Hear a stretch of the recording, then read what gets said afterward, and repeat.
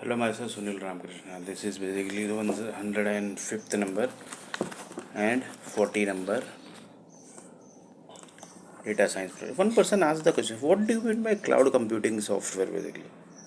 So cloud computing basically, that doesn't mean that it's in cloud basically.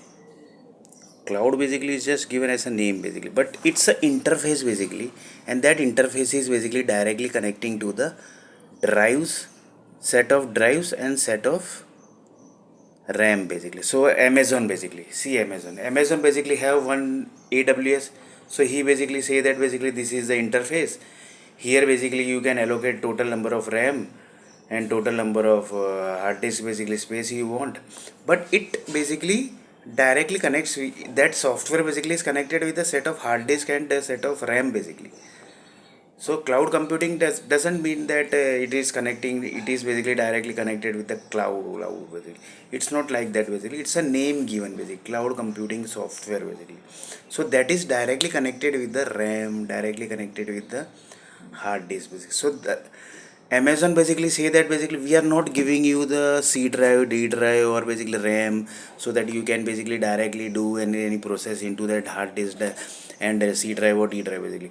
They basically has given the interface basically, and interface basically directly connected with the C drive and D drive, E drive, whatever drive basically they have created basically. So here the best example is Amazon software basically. Amazon basically AWS is there.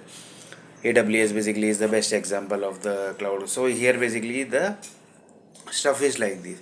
So AWS basically say that basically uh, uh, for example, if you want to deploy any functions into their software basically, and if you want to call the function basically, you can do through the AWS.